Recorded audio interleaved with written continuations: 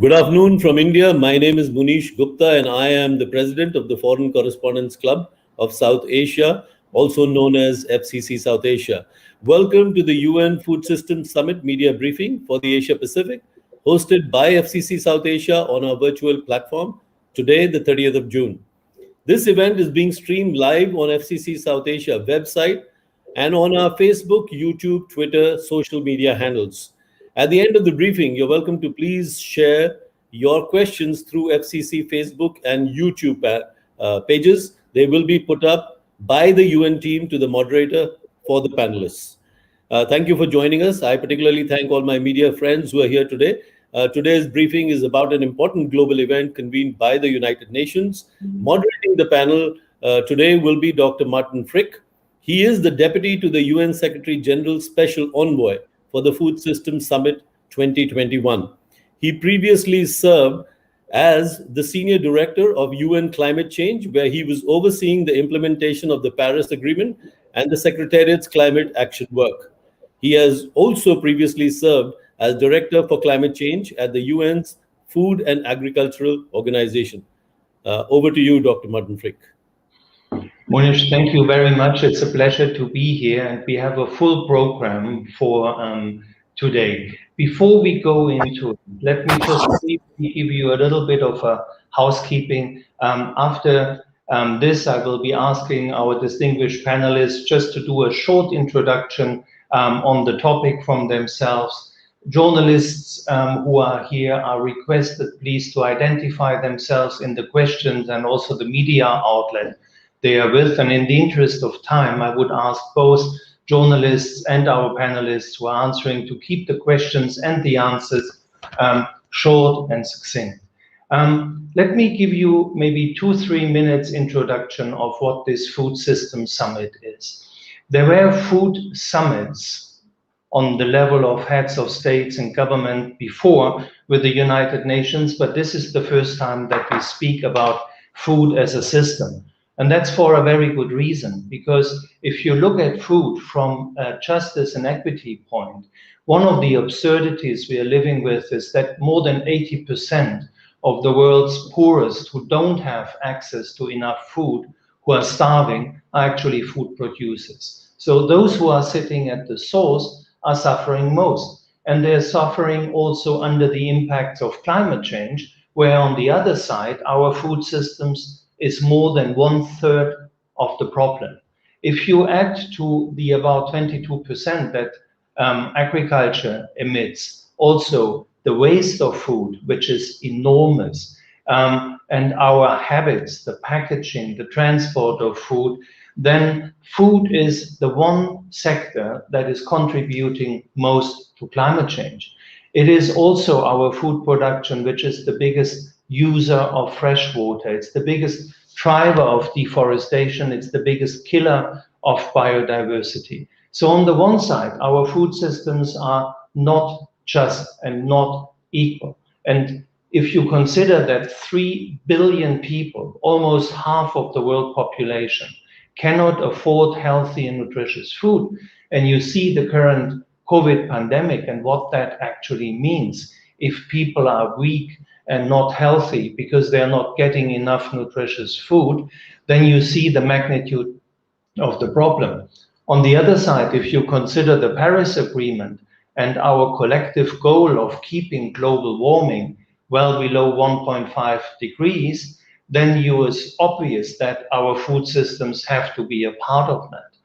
Let me give you one data point. Yesterday, Canada, not known to be a hot country, had in one city 47 degrees centigrade, unprecedented heat wave, and that also points to the urgent action. Now, this Food Systems Summit is built on various components. We have 5 action tracks looking into the main topics from a global perspective. And I'm very happy that Professor Hook is here today, who is leading our action track on resilience. But we are also doing national level dialogues in by now 135 countries, where everybody can participate on a local, regional, and national level into these debates. And then we have a great circle of champions who are helping us spreading the word. And you have three of our wonderful champions with us today, Professor Naoko Ishii, Cherry Atalano, and Vijay Kumar, who will introduce themselves in a second. So let me conclude by saying the summit itself will be during the United Nations General Assembly end of September, convened by the Secretary General of the United Nations, and followed by all the heads of state and government on this planet. And we are now 4 weeks before our pre-summit, which will be 3 intensive days of discussion with all walks of global society, with approximately 100 ministers coming to Rome to discuss food as a system and finding collective solutions. And with that, I would ask our panelists for their short introductory remarks, starting with Professor Salim Hook. Salim ul Hook is the chair of our Action Track 5, as I said, on resilience, and he's the director of the International Center for Climate Change and Development, ICCAD, in Bangladesh. Salim, over to you. Thank you very much, Martin, and good afternoon from Dhaka, Bangladesh. It's a privilege to be here with you. So as you've heard, I have the privilege of co-chairing Action Track number 5 of the UN Food System Summit, which is on the topic of resilience and how do we make food systems more resilient, particularly given the pandemic that we have seen that has affected food in many different ways, from production to consumption all over the world, and shown that we do not have resilient food systems in many parts of the world. And we need to correct that. The experience I've had so far as the co-chair of Action Track 5 has been extremely interesting, because our mandate as chairs of the action tracks was to speak to everybody. We spoke to farmers groups, fishers groups, indigenous groups all over the world, private sector, public sector, governments. We got more than 2,000 inputs on ideas to take things forward at the Food System Summit, which, as you know, is not to agree something at the summit, but to agree a path forward for the next 9 years left of this decade to take actions. So it's an action summit that we will hopefully take forward. And we were very, very honored by the level of participation that we got from all over the world and all different stakeholders. And we have now packaged them into a group of what we call solution clusters and action areas. Pre-summit taking place in Rome at the end of July, after which member states will then have the task of finding the ones that are most resonant, and member states would then make the final decision on which ones go forward to the summit and then go after the summit. And as I said, the key element here is to think about implementing actions after the summit to make our food systems more resilient going forward. I'll stop there for now. Look forward to your questions. Thank you very much, Professor Hook. And our next panelist is Professor Naoko Ishii from the University of Tokyo, where she is leading the Center for Global Commons. Before that, she was the head of the Global Environmental Facility, where she decided over billions of dollars to be invested in, I may say, in a very intelligent way to work on our common future. She is our vice chair and expert on finance in our Food Systems Champions Network, and I failed to say that Professor Hook is not only our Action Track chair for Action Track 5, but also one of our wonderful champions. But with that, I would hand over to Professor Naoko Ishii for your short introduction. Thank you, Martin, for the very kind introduction, and thank you, everybody. I'm very happy to be here. Maybe you can bring my slides to the screen, because I have one thing which I really want you to take away from this short session. The food system has been extremely useful to expose every one of us to the challenge we are facing, which is caused by the food system Martin already said, or maybe that Dr. Fook already said, that it's really important to take the food as a system, a kind of a united system, which revealed a lot of things that which we haven't really realized before that. So this page, this slide shows that the what kind of hidden cost the food system has caused. There are three important hidden costs from the food system. One is actually the environmental cost, which is about 7 trillion. That it's a hidden cost because of the deforestation or land degradation or the of the carbon footprint. Then there is another cost, which is a human health, which is because of that the lack of nutrition and the not proper diet. So there is a huge hidden cost of the human health. Then the last cost is about social cost, the social economic cost, because a lot of community has been suffering that not having the right food system. So there are three important hidden costs coming from this food system, and this totaled actually the $12 trillion per year. And while it is compared with the market value of the food system, which is 10 trillion US dollars, actually food as a system has caused actually hidden cost of 2 trillion that are beyond the market value. So food as a system not really adding value to us. It's actually that extracted the value from us. So that's a very important point, and which I really want to bring to everyone. That the reason why we have this hidden cost is because the current market system doesn't measure those natural capital of natural capital, a social capital, and human capital. It only captures that kind maybe financial capital or physical capital. And in order to really address this issue of hidden cost of the food system, we have to find a way to how to measure those value that brought by natural capital, human capital, and social capital. And because I am a vice chair of the finance among Champions Network, one important challenge going forward is how we can create a financial system which captures those costs, the value of those three capitals, natural and human and social. So that is the challenge. The good news is that we have already started some kind of the good start, like a TNFD in addition to TCFD, which capture the carbon. We are now trying to capture the nature in a market system, and also science-based target for nature. So there are several the trial to reveal and measure and value of those capital in the current system. So there is but it's going to be a very big task going forward. But with that, maybe we can bring another slide to us.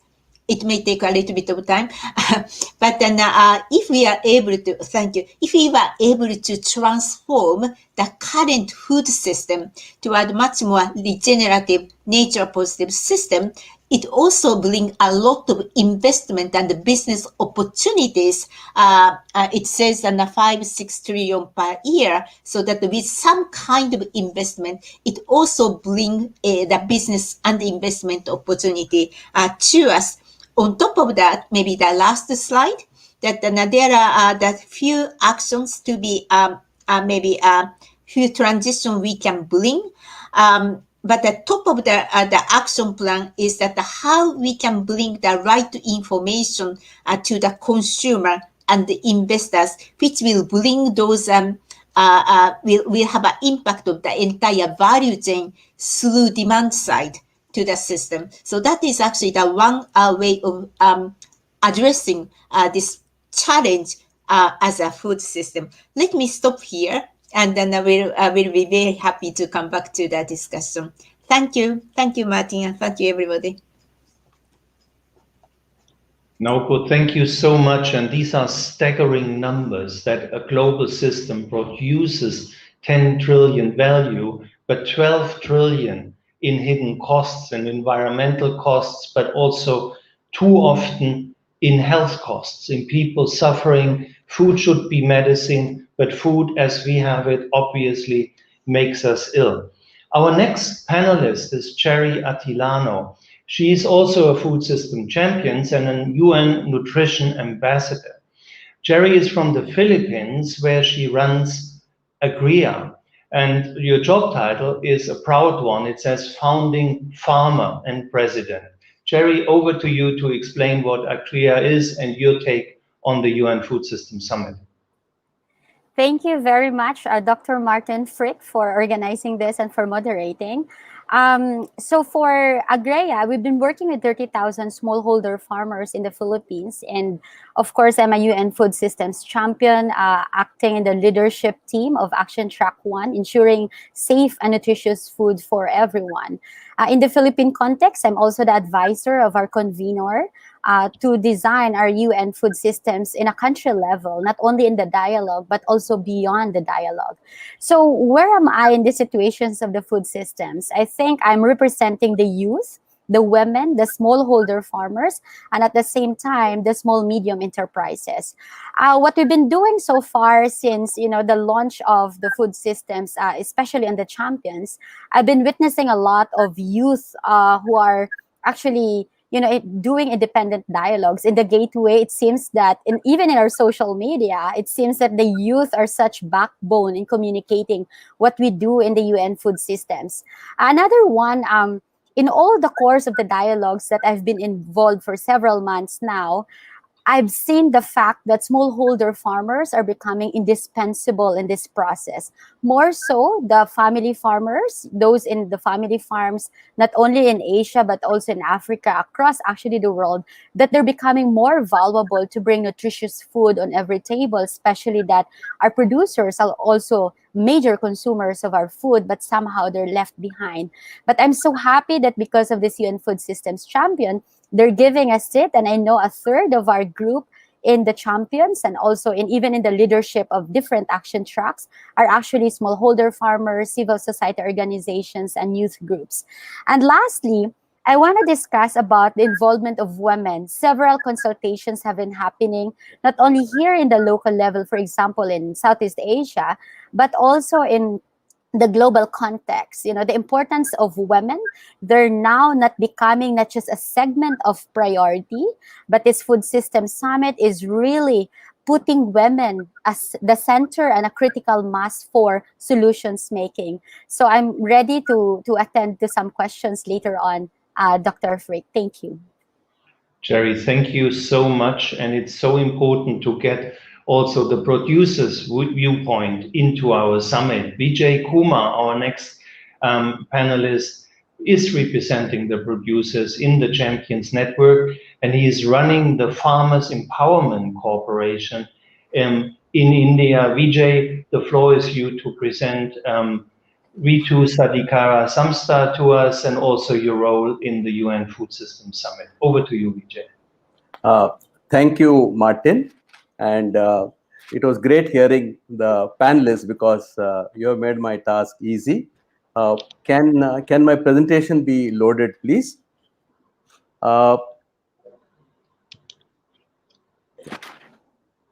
As Martin mentioned, I'm heading the Raitu Sadhikara Samastha, which is a farmers empowerment corporation. And we are engaged in a very large agroecology program for precisely the purposes that Dr. Salim Haq said, for resilience. Naoko mentioned about externalities. And then we had Cherry mentioned about the role of small and marginal farmers and women. So I believe very strongly that solution is with the farmers. I come from Andhra Pradesh, a state with 54 million population. Our vision is by 2031 that all 8 million farmers and farm workers should transform to agroecology. Next, please. In about, we started the program, agroecology is basically farming in harmony with nature for farmers' welfare, food and nutrition security, and climate change resilience. Next, please. Next slide. Yeah, we started the program 5 years ago, and in 5 years, the number of farmers enrolled has increased from 40,000 to 750,000 farmers and farm workers in 2020-21. The government is funding this program, and about $250 million have been committed to this. And we have a philanthropy supporting it to a tune of 16 million US dollars. Next.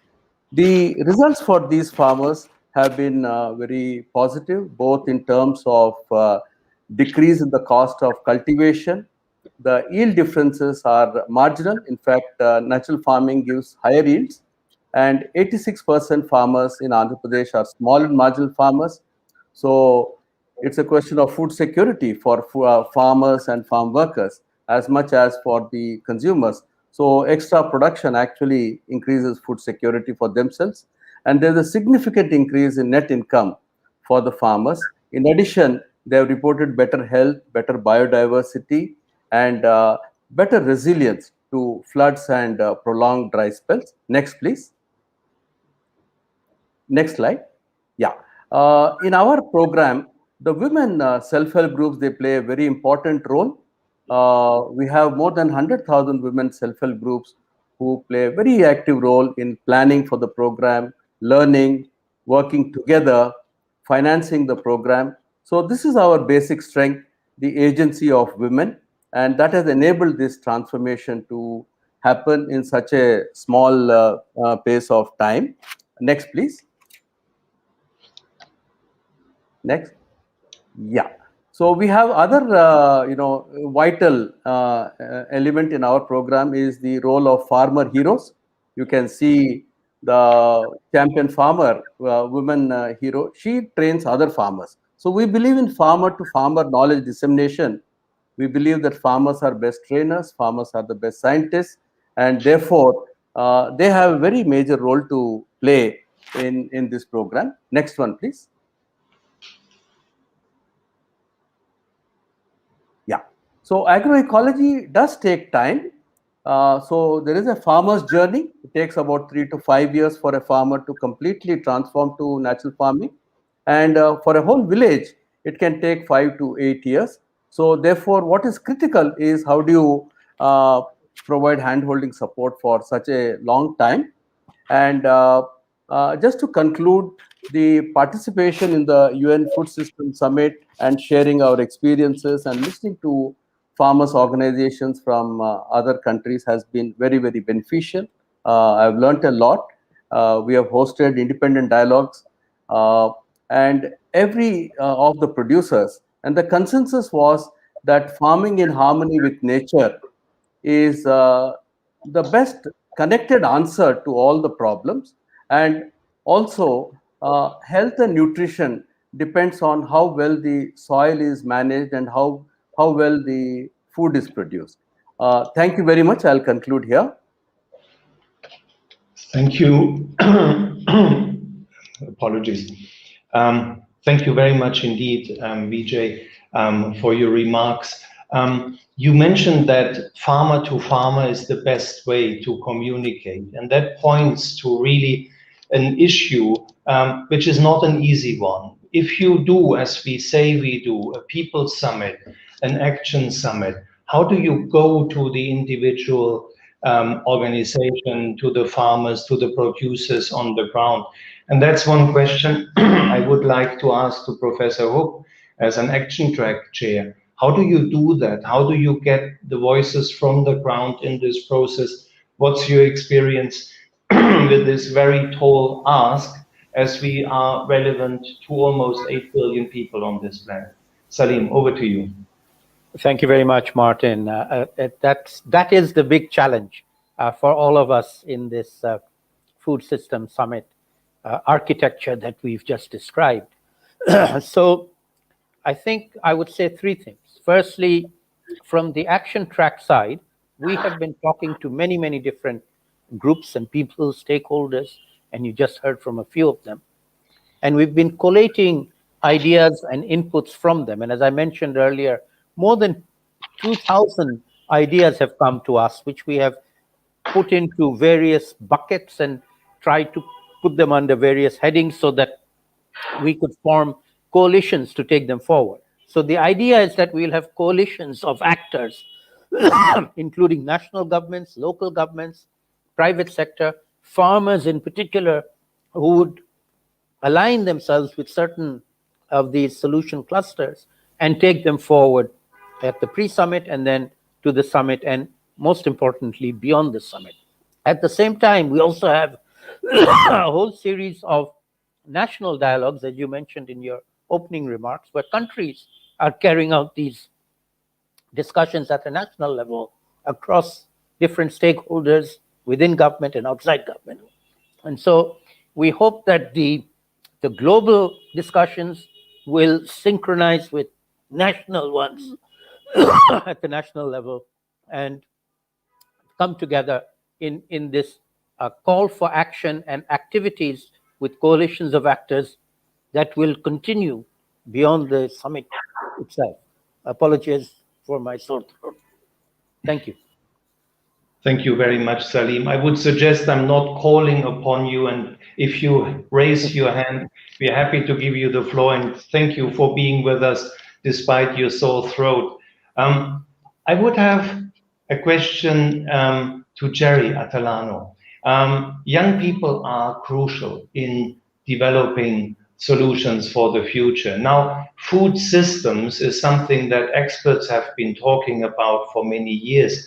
How do young people respond to this system? Do they engage? Do they understand the systemic nature of the challenge? Jerry, over to you. Well, that's a very interesting question, Dr. Martin, right? I think in the UN Food System Summit, we become intentional from the beginning to really include the youth. We have youth champions in the network, actually, that they've been very, very active in intensifying and magnifying our voice on where the summit would go, but more importantly, really taking actions, not only on the dialogues, but different interventions in their local level. Like, for example, case in point here in the Philippines, in August, we even have a youth dialogue just for this. And we also launched the National Youth for Agriculture Summit in support to the UN Food Systems Summit. So what I'm saying right now is I think the youth are tired of just staying at home. They really want to be part of this. They really want to belong. It's because the future is for them. They are the now, the current, and the present. But more than that, the future is for them. And another, I guess, is because I always say this, that our farmers are endangered species. Globally, our farmers are 60 years old in average age, and our population is insatiably growing. So with the youth intervention, not only on the ground, but really on creating different dialogues. Actually, with this, virtual world that we're having now, if you check the UNFSS Gateway, so many dialogues there are led by our youth from every corner of the world. And it's really happening. There's progress happening, there's work happening, and more so, aside from just talking and doing all of this in the dialogue, they're also taking actions in different organizations they belong. And another one, what's beautiful right now, my observation is even different academia are really intensifying how their youth can be involved in the support of the UN Food System Summit. But more so, a lot of groundwork in the grassroots right now are really on encouraging the children of farmers not to leave the farm, but stay in the farm, not just become a farmer, but really see opportunity to become game changers in terms of being an agri-entrepreneurs or social entrepreneurs, or even advocates in the agriculture sector. Another one is the intensification of digital world, where a lot of youth are involved also in the on-farm and off-farm value chain. So for example, the online marketplace, where it's actually shortening the gap of the producers and the consumers. Most of the people in these online marketplaces are run by are the youth, running this because they're more geeky, they're into tech. And another one, even in the agri-tech area, a lot of youth are actually being involved in this sector, and this summit somehow just supported them to really be in great participation. But lastly, Martin, I guess, is even the youth are very active. They're still looking for mentorship. They're still looking for financial support to really, put the innovations on the ground. And I think they're really strong in developing different advocacies, not only on the agriculture, but more importantly in the nutrition part of the summit. Thank you, Cherry. And it reminds me, the deputy head of the World Food Programme recently said 20 years ago, we said that the sons and daughters of farmers should become architects and doctors and lawyers. Today, we should say that the daughters of architects, lawyers, and doctors should go into farming. And that reminded me really that. Let's stay on a grassroots level before I go back to Professor Naoko Ishii and go to Vijay Kumar. And you mentioned agroecology as the basis of your work. What role do you see has that played so far? And is there a connection here between the very local and our global discussions? Vijay, over to you. Yeah, thanks, Martin.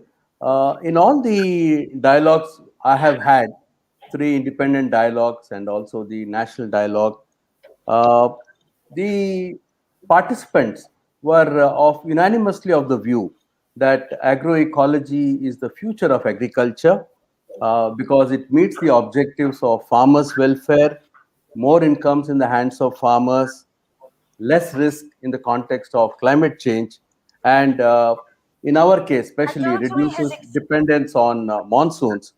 So, and especially in the context of COVID pandemic, people are very much quality of food. So, agroecology, which is free from synthetic chemicals, people strongly believe that the quality of food and nutrition is better. So, with all these positive factors, Martin, there was very, I would say, unanimous endorsement in all the dialogues that I have held in India with Africa, and these 2 countries, and in the indigenous people in Jharkhand, our tribal communities. So there was a consensus everywhere that we have to farm in harmony with nature and not against nature. That was the unanimous view. Thank you. Thank you very much, Vijay. And you spoke also about flooding.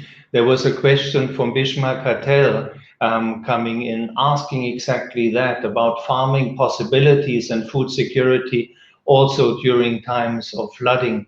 Do you want to add to this point, please? This is a very important issue for us, Martin. We have close to 1,000 kilometers of coastline, and we have constant flooding. And we could see very clearly last year, where we had heavy rains, at a very critical period for rice, and the paddy fields were underwater for 2 weeks. But when the water drained away, the fields which are cultivated with natural farming were resilient. There was very little damage, but just adjacent fields were completely damaged. So, in the context of resilience, definitely this stands out as perhaps the best intervention for the farmers. Thank you, Vijay. And let me just remind the audience, you can ask your questions using Facebook or Twitter or on YouTube. We are listening on all channels to really respond to your questions. Now, I want to go to Professor Naoko Ishii. We've been on the grassroots level for now, but big companies and industry is certainly a massive player when it comes to global food systems. What role has the private sector and what influence does the private sector have in this summit preparation process? Naoko. Thank you. I'm very happy to see the private sector together with consumer and producer actually woke up together and try to find a way, their role to how to transform the food system, I mentioned the three hidden costs: the health costs, human health costs, the planetary health costs, and the social cost. And the private sector can play a key role to address all those three hidden costs by transforming their way of engaging the food system. So one thing which I was very happy to see is now the private sector, let's say in Japan, also woke up to realize that when they import food or to put the food on the supermarket, they come to know more about what kind of footprint this and the piece of the food is, and also what kind of the social cost, the labor cost, the child labor cost it may have, so that the food system conversation, food system preparation for the food system, reveal them to those kind of hidden costs, and without the food system, we would not have been even come to know.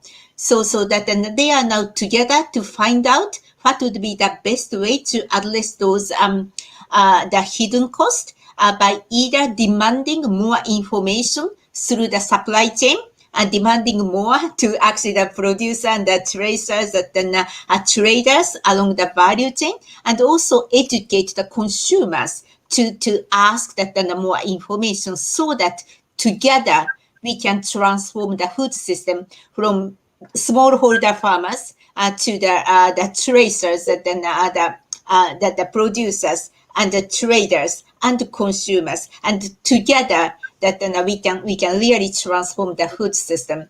Thank you.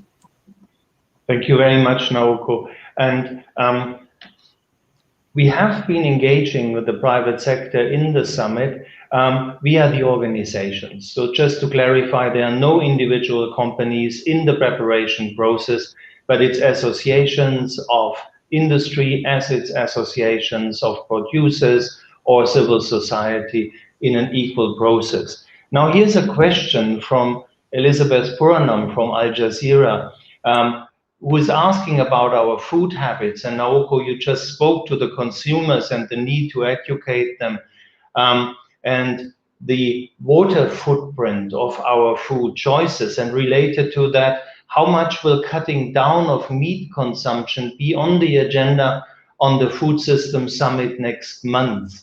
I can speak to that, but I'm also looking at our panelists, whether anyone wants to come in on this question. But maybe then I could start speaking about it, because meat consumption is a very complicated issue which needs to be debated in nuance.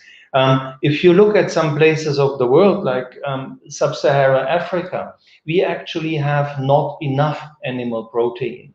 We have stunted and wasted children because children in the first 1,000 days of their lives do not have access to animal protein, to milk, to eggs, to meat, and they would desperately need it. At the same time, we have a situation in which industrialized produced meat is way overproduced in rich countries and way overconsumed in rich countries, which is an environmental problem as much as it is a health problem, because overconsumption of red meat has been singled out by the World Health Organization as a health risk. So we are trying to address the whole range, and we will look particularly into the production methods. It's a matter of quality. It's a matter of how you raise livestock. A small farmer having cattle outside in a system in which also trees and cropping are intertwined is not the problem. The problem is thousands of animals on a small space in one stable, because there you need antibiotics to keep the animals healthy. And the abuse of antibiotics goes all the way down the value chain into human consumption, which makes our bodies resilient against antibiotics. In other words, if we are getting ill and we would need antibiotics, they don't work anymore. But there is also the environmental footprint of overconsumption of meat. So we need to have a balanced approach. We have to look at how it's being produced. We have to look at livelihoods, because we cannot tell farmers to get out of livestock if that's part of their production. We also have to look into traditions. you cannot tell the Maasai from Eastern Africa to live without livestock, because all of the local culture is on that, and the way they are raising and breeding their livestock doesn't have a negative environmental footprint. So it very much depends on where you are in the world, how much you are consuming, and really what food choices you are. And if you opt for quality and maybe a bit higher prices at times, it is helping yourself, your health, and it's also helping the environment. Let me look at my panelists, whether anyone wants to add. Vijay, please. Just a brief point. In our country, agriculture, crop, trees, and livestock go together. So it is, very much integral part of the small farmers' agriculture. So I agree with you. Thank you very much. We have spoken before about the COVID pandemic, and it has been a wake-up call on many levels, not least on food systems. The Food and Agriculture Organization of the United Nations will come out soon with this year's number on how many people on the planet are hungry. And from everything I have heard so far, it's going to be worrying. So a lot of money is also spent post-COVID to build back better, as the slogan goes. And I would have a question to Terry Atalano. Can we use this money? Can we use this political drive to build back better, to also transform our food systems? Can they actually prevent pandemics? Can they help driving a more healthy future? Terry. What an interesting question, Martin. It's because we've been working with the grassroots since the pandemic, right? My company, my social enterprise Agria, we've been helping to transform the goods of the farmers from their farm, because the lockdown happened during the height of the harvest season, which is summer in the Philippines. And in all the course of this time, I see a lot of problems on the ground, but also a lot of financial support, especially coming from the private sector. There are some private sectors that are actually transitioning their corporate social responsibility on how to help and maintain their employee pool to be healthier by sourcing locally from the communities of farmers. But another challenge, I guess, is in the Philippines, for example, election is coming next year, and our country is really suffering. We have 7.2 million Filipinos now who are experiencing involuntary hunger, and 12 million Filipinos are actually losing their jobs. So this is a tremendous problem. I think there's such funds coming from the government, but it's just really difficult to disburse this fund because of certain bureaucratic protocols set in place, right? But hopefully this kind of restrictions later on, especially during the crisis, can actually be given enough solution. But another wonderful things also that are happening, the civil society organizations are really leveling up their game, especially during the pandemic, on how to help smallholder farmers, bring their produce in the market, and also how to make the people who are actually stuck in the metropolitan to be healthier, be safer, and still avail affordable, nutritious food for everyone. So we know that food is political, but hopefully because of this summit, we can go above and beyond all the politics. I still believe in the power of human spirit, humanity is still above else. With compassion and empathy, we can bounce back better beyond political, scenario that's happening left and right around us right now. Thank you very much, Jerry. And you raised a really important point. This is an action and a solution and a people summit. It's not a negotiation summit. We are implementing the Sustainable Development Goals. But I see there was a follow-up question from Elizabeth from Al Jazeera asking, how much are industrialized rich countries really prepared to talk about meat consumption as an environmental problem? Well, we are not going to negotiate that, but I have been following many of the country level dialogues in OECD countries not least in my home country, Germany. And I have seen these questions coming up. People are debating meat consumption, and they come from very different angles. They come because they are concerned about climate change. They are concerned about animal welfare. They are concerned about health. So I see that public opinion is really changing, also in rich countries, understanding that there is a global problem that we all have to live up to bring the solution.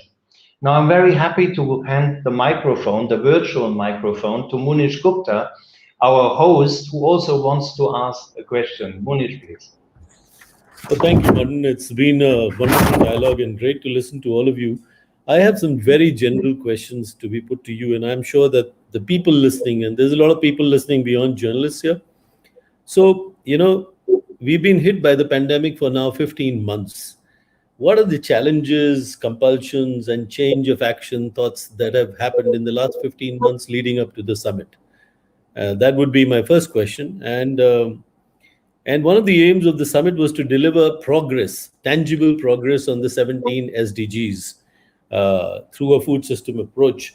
So, how much of that is going to be actually achieved, or will there be a setback because of the pandemic?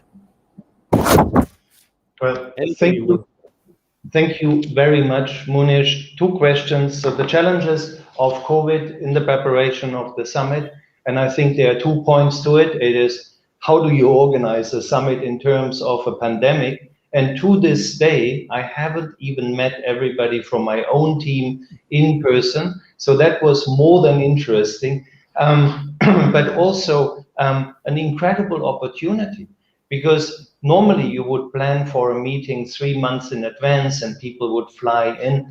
Today we can decide to have a meeting tomorrow, and we find a time zone that works for Professor Hook, but also for Lawrence Haddad, who is in London. We meet somehow in the afternoon European time, and it works. That's also a great opportunity. But in terms of challenges for food systems, we have seen empty supermarket shelves in the rich world, but much, much more dramatically, we have seen a staggering rise in hunger and malnutrition all over the planet in poor countries. Let me give you an example. Many children worldwide depend on school feeding to actually have one decent, nutritious meal a day. Now, when the schools are being closed, many of these children didn't have a chance at all to get a meal a day. So one of the things that we are doing is promoting a coalition for school feeding, where a whole range of actors join forces to ensure that more children can have a daily meal, at least when they are going to school. And on your second question about the concrete actions, this is all in the framework of the Sustainable Development Goals. And the frame the world community has set itself is until 2030 to achieve this really, really ambitious goals. And I mentioned that by now 135 countries are organizing national level dialogues. And the aim of these dialogues is to define national pathways, how an individual country wants to transform. So this is an ongoing process. But the level of mobilization and political energy, also resulting sometimes in weeks of dispute in a government who will be the national convener, because it's attractive, it's a political role, is really encouraging that this issue of we need to urgently transform our food systems has come to public opinion. So we are driving it from the top down with coalitions in which donor countries, NGOs, academia, companies can join forces. We have, for example, a coalition in the making where major companies are pledging to eradicate poverty in their value chains, which I think is massively good news. But also on the other side, working from the bottom up, from the grassroots on the transformation is what hopefully will make this summit a success. But I would happily give the floor to the other panelists, which I can't see at the moment, whether anyone wants to add on these two very, very salient questions that Munish has asked. Salim. Yes, thank you very much, Martin. Can I jump in? So, Munish, this is a question very dear to my heart because my work for the last more than 2 decades has been in the climate change realm, working with the most vulnerable communities in the most vulnerable countries in Asia and Africa. And as it happens, the impacts of the COVID-19 pandemic, both the virus itself as well as the lockdowns and economic pressures, also hit the same vulnerable populations. And so going forward, the solution to making food systems more resilient is actually the same solutions that will make the whole world more resilient to the impacts of climate change and also biodiversity loss going forward. So to me, the big revelation and the big way forward is a recognition that the most vulnerable people on the planet need to be given a much greater say in what happens and much greater support in dealing with the impacts of climate change, very often which they have not caused. Thank you. Thank you very much. And Professor Salim Hook is, of course, one of the leading figures in the United Nations climate change negotiations. And that is a main point of this summit, that all of our deliberations are connected to the other global discussions on climate, on biodiversity, on stopping desertification. And one of these big global conferences that is coming up is called Nutrition for Growth, which will be in December in Tokyo, a massive event on nutrition. And I would like to ask Professor Naoko Ishii how this relates, our Food System Summit and the Nutrition for Growth Summit that is coming up in Tokyo very soon. Naoko. No, thank you so much. Actually, I just want to build on that, the fact that Professor Fuchs said, and I very much agree with him on this analysis of why we have this program of the food system program as well as the COVID-19, because as he said, these programs share the same root cause. That is that our current economic system is in collision course with the planetary system, the stable and resilient planet system, because we have been hitting their capacity, and we did have the issue of the climate change, the biodiversity loss, and actually the COVID-19, because our economic system has been disturbing the integrity of the ecosystem by the food expansion, the settlement, and the infrastructure. So as he said, that the solution to this program is to really transform the way the current economic system and how we can find a way to modify our system so that we can live within the planetary boundaries and to prosper. So the one way out is also how we can recognize that we share this global commons, and then how to save ourselves by safeguarding global commons, which is extremely challenging. But then the Food System Summit, as well as the climate change and other issues, then the Nutrition Summit really bring this awareness that we humans share the global commons, and we have the shared responsibility to work on it. And from the top leadership to the multi-stakeholders, to the really the most vulnerable people. And these are the huge opportunity to bring those issues to everybody, and we can be part of that solution, being a consumer, being the producer, and being the citizens. So the Nutrition Summit in Tokyo has already started to see this value, because now it's not just a Food System Summit, that it provoked so many good questions, and we have another venue, the occasion to address that issue as a part of the bigger problem. Back to you, Martin. Back to you. Yeah. Thank you very much indeed. I understand, Munish, you have one question that was communicated to you. Maybe we can ask that question now, and then I would ask all the panelists to very briefly give us your idea for what success would look like of this Food System Summit. All of you have been invested many hours, many days of your lives as volunteers, and I want to say that loud and clear for this summit. So what's your hope and expectation for it?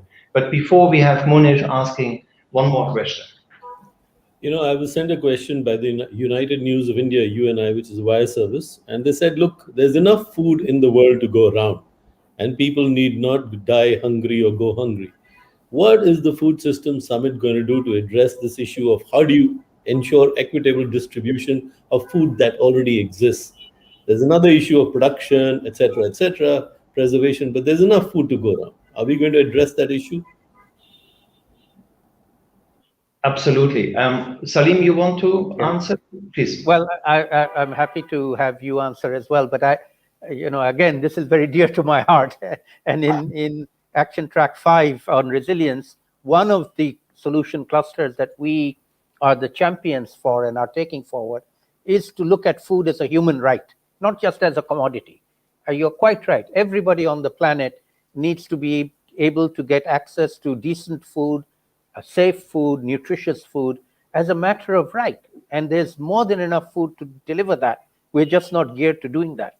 So yes, in my view, to answer the question on what would success look like, is if we can make that a human right, food as a human right, out of the summit. That would be a great success. Thank you. Thank you very much, Salim. Now you did both in one, answering the question and your closing remarks.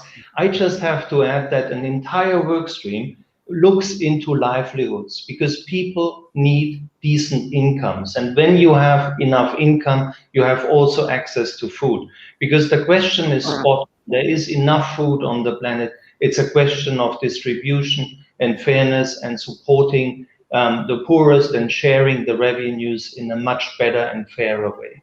Now, closing remarks. Vijay, let's start with you. Very close, short. What is your expectation to the summit? One of the comments by panelists was that 80% of the producers themselves are hungry.